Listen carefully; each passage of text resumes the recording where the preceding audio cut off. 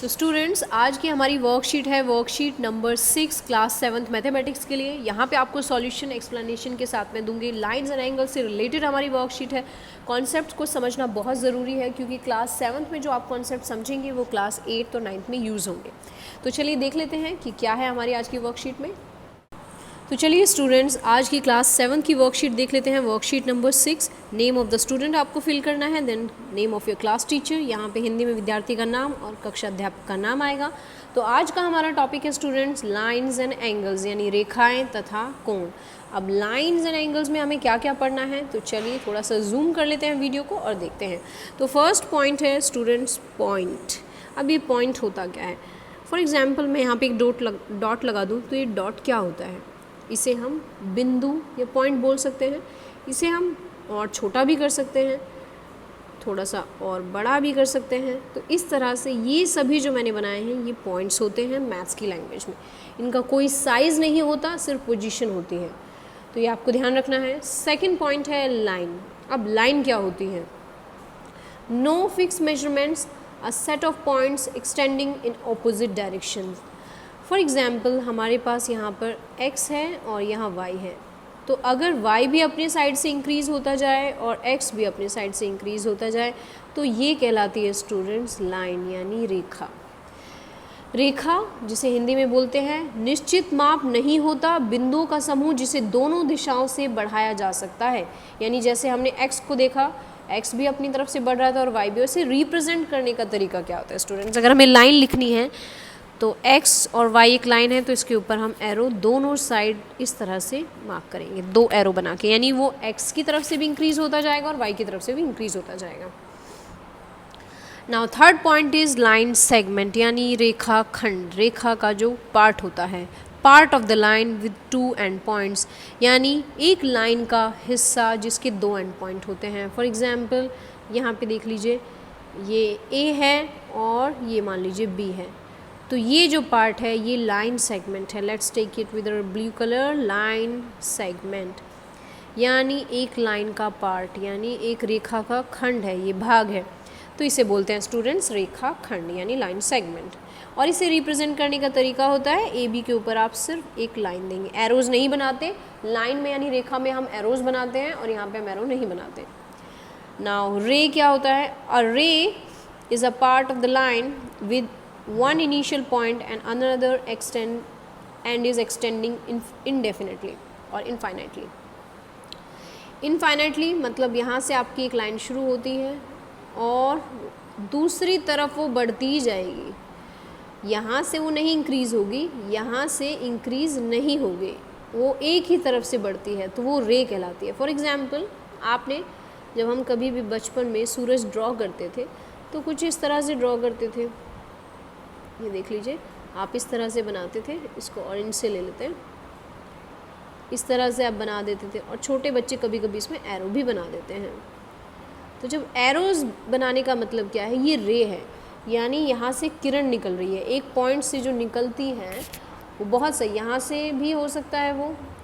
तो एरो और रे वो होती है जो एक पॉइंट होता है जिसका इनिशियल, लेकिन एंड जो है वो इनफाइनाइट होता है, कुछ भी एंड हो सकता है। एक पॉइंट तो फिक्स होता है लेकिन दूसरा फिक्स नहीं होता। Now represent by two capital letters, सभी को कैपिटल लेटर्स से ड्रॉ करना है होता है हमें, यानी जो डिनोट करते हैं। जैसे हमने यहाँ पे देखा एक्स वाई भी कैपिटल लेटर से डिनोट किया, ये ए बी भी, यहाँ पे ओ पी भी है तो उसको भी हम कैपिटल से ही डिनोट करेंगे। अब हिंदी में भी देख लेते हैं। रेखाखंड एक टुकड़ा जिसके दो अंत बिंदु होते हैं जिसे हम ए बी इस तरह से दर्शाते हैं। किरण रेखा का एक हिस्सा जिसका एक अंत बिंदु एक होता है, दूसरा अंत बिंदु नहीं होता, वो किसी भी एक डायरेक्शन में वो बढ़ती जा सकती है।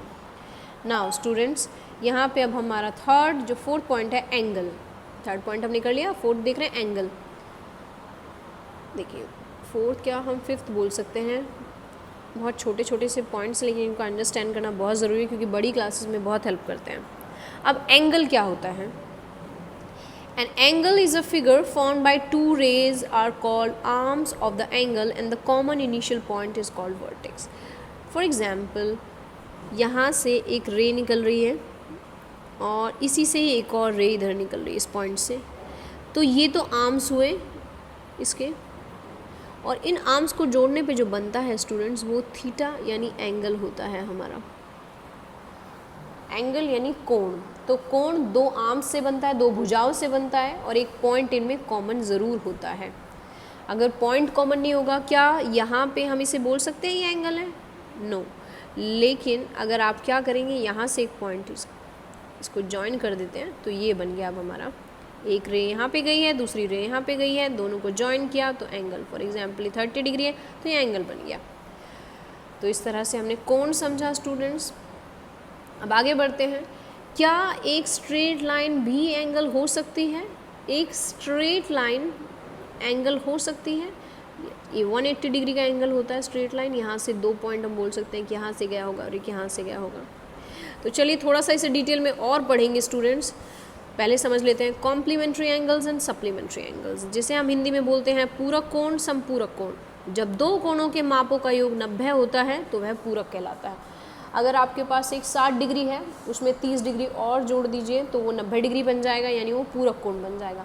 अगर दोनों का योग 90 डिग्री होता है तो वह पूरक कोण है, और अगर दोनों का योग 90 डिग्री नहीं 180 डिग्री होता है तो वह समपूरक कोण है।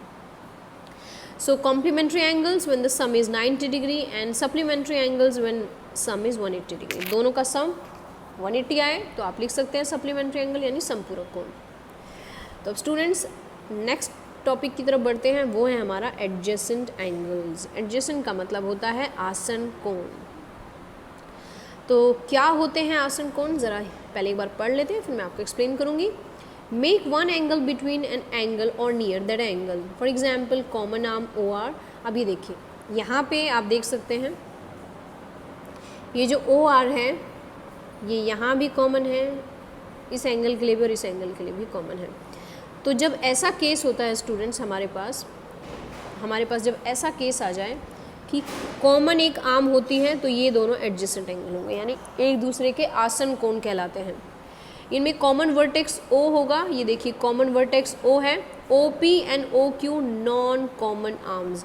तो ये जो ओ पी जा रही है और ये जो ओ क्यू जा रहा है ये नॉन कॉमन आर्म्स है, यानी ये आर्म्स जो है वो कॉमन नहीं है। कॉमन आर्म क्या होगी, जो बीच वाली आर्म होगी ये कॉमन होगी। सो एडजेसेंट एंगल स्टूडेंट्स कौन से होते हैं, जो एक दूसरे के पड़ोसी होते हैं और जिनमें एक आर्म कॉमन होती है। तो यहाँ पे देखिए आप रेड से ले लेते हैं, ये आर्म देखिए कॉमन है और बाकी दो आर्म्स कॉमन नहीं है, लेकिन ये एंगल जो है तो इस आर्म की वजह से यहाँ पे एडजेसेंट होंगे, यानी एक दूसरे के आसन कोण होंगे।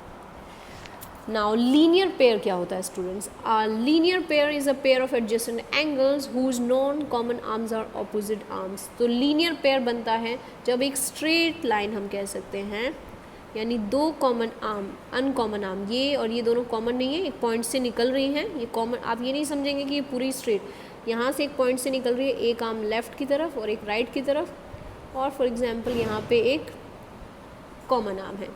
ये एक एंगल हो गया हमारा 60 डिग्री, ये एक एंगल हो गया 120 डिग्री, दोनों का प्लस करेंगे ये हो जाएगा 180 डिग्री। तो जब दो हमारे एंगल मिलके 180 डिग्री बनाते हैं तो वो लीनियर पेयर होता है। लीनियर पेयर मतलब जब दो एडजेसेंट एंगल्स का सम 180 डिग्री हो। लीनियर पेयर को हिंदी में बोलते हैं स्टूडेंट्स रैखिक युग्म। तो एक रैखिक युग्म यानी लीनियर पेयर ऐसे आसन कोणों का युग्म होता है जिनकी भुजाएं जो उभयनिष्ठ नहीं विपरीत दिशा में किरणें होती हैं। तो देखिए विपरीत दिशा में किरणें हैं, यहाँ पे एक रेखा है, ये दोनों हमारे कोण हैं।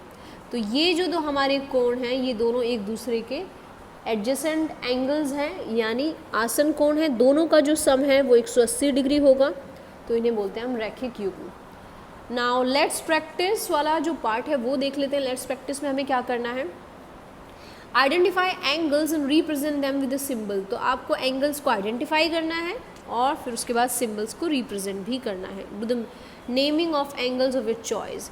तो आप देख सकते हैं ये 50 डिग्री क्या है आप बता सकते हैं, ये एक एक्यूट एंगल है, ये एक एक्यूट एंगल है, ये आपका 90 से बड़ा है, ये एक ऑब्ट्यूज एंगल है, इसे हम हिंदी में निम्न कोण बोलते हैं। तो ये हुआ निम्न कोण और ये ऑब्ट्यूज यानी अधिक कोण। और दोनों का सम देखिए स्टूडेंट्स, 50 डिग्री प्लस 130 डिग्री कितना हो जाएगा, 180 डिग्री हो जाएगा। तो ये हमारे बन जाएंगे सप्लीमेंट्री एंगल्स। जिनका सम क्या होता है, इसको नीचे लिख लेते हैं, सप्लीमेंट्री एंगल्स। सप्लीमेंट्री एंगल्स होते हैं जो होते हैं समपूरक कोण, समपूरक कोण। नाउ ये देखिए, जहाँ पे एक आर्म कॉमन होती है, इन दोनों एंगल्स के लिए एक आर्म कॉमन है, तो ये हो गए हमारे एडजेसेंट एंगल्स, एडजेसेंट एंगल्स। अब इनकी नेमिंग भी करनी है, वो भी हम करेंगे, पहले एक बार लिख लेते हैं। एडजेसेंट एंगल्स को हम क्या बोलते हैं, आसन कोण। तो ये सेकंड का आंसर है, आसन कोण। अब ये देखिए, ये दोनों भी आप देख सकते हैं कि ये दोनों भी क्या हैं, एक दूसरे के, सॉरी, एडजेसेंट एंगल्स होने के साथ साथ ये दोनों एक दूसरे के लीनियर पेयर भी हैं, जहाँ पे हमारा जो सम होता है वो 180 डिग्री होता है। तो ये आप ध्यान रखेंगे, यहाँ पे आप इसे लीनियर पेयर लें तो बेटर रहेगा, क्योंकि लीनियर पेयर में यहाँ पे स्ट्रेट लाइन हमें दी गई है, this straight line is for 180 degree, so आप इसे लिख लीजिए लीनियर पेयर। ये एडजेसेंट एंगल्स भी हैं लेकिन लीनियर पेयर भी हैं, क्योंकि यहाँ पे रैखिक युग्म यानी दोनों का सम 180 डिग्री बनेगा। ये दोनों एक दूसरे के एडजेसेंट एंगल्स हैं, यानी आसन कोण। अब ये देखिए, ये राइट एंगल है हमारा, यानी एक समकोण है, समकोण जिसमें 90 डिग्री बनता है हमारा, और दोनों एक दूसरे के एडजेसेंट एंगल्स भी हैं। तो अब हम क्या करते हैं, इनकी नेमिंग करते हैं हिंदी वाले पार्ट से, क्योंकि वहाँ हम ऑलरेडी लिख चुके हैं। तो स्टूडेंट्स यहाँ हम नेमिंग कर लेते हैं, A B C देन D E F। तो निम्नलिखित कोणों के नाम पहचान कर संकेत से दिखाओ। तो angle ABC plus angle DEF, दोनों का जो सम है वो होगा 180 डिग्री, और दोनों जो है हमारा सम उसके बाद कहलाता है सप्लीमेंट्री एंगल्स। दोनों, एक एक्यूट एंगल है, दूसरा ऑब्ट्यूज एंगल है, दोनों का सम है यहाँ पे हमारा 180 डिग्री, तो they are known as supplementary angles, यानी समपूरक कोण। यहाँ पे हम नेमिंग कर सकते हैं A B एंड C, इसको हम O ले लेते हैं। तो एंगल AOB यानी ये एंगल हमारा AOB, ये एंगल, दूसरा एंगल है हमारा COB प्लस COB, ये दोनों क्या है हमारे स्टूडेंट्स, 180 डिग्री हैं, यानी लीनियर पेयर, 180 डिग्री, और we can say linear pair, यानी रैखिक युग्म। अब ये देखिए, ये हमारा यहाँ पे कॉमन आर्म है, ये एंगल हुआ, ये एंगल हुआ, ये दोनों एंगल्स हैं हमारे यहाँ पे। तो इन दोनों एंगल्स को हम क्या बोलेंगे, पहले नेमिंग कर लेते हैं, A B C O। तो AOB एंड दूसरा है हमारा BOC, they are adjacent angles. Linear pair मैंने इसके लिए लिखा है स्टूडेंट्स, आप कंफ्यूज मत हो जाइएगा। Now this is straight angle, sorry 90 degree angle, right angle होता है ये हमारा, और इसमें अगर नेमिंग करना चाहे तो चलिए इस बार PQR और ये O मान लेते हैं।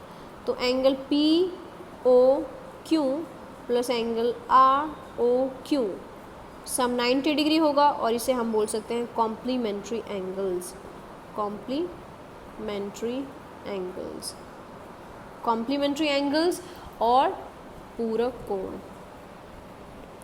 ये दोनों एक दूसरे के एडजेसेंट भी हैं, दोनों का सम 90 डिग्री भी है, राइट एंगल भी बना रहे हैं दोनों।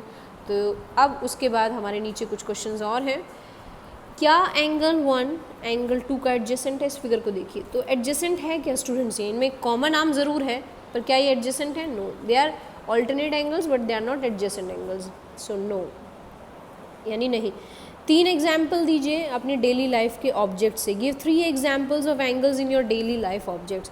तो आप डोर में देख सकते हैं, जो गेट आपके घर पे होंगे आप उसमें देख सकते हैं कि उसमें देखिए इस तरह से, ये अगर हम डोर बना लेते हैं तो यहाँ पे देखिए ये 90 डिग्री बनता है, यहाँ पे 90 डिग्री बनता है, यहाँ पे 90 डिग्री बनता है।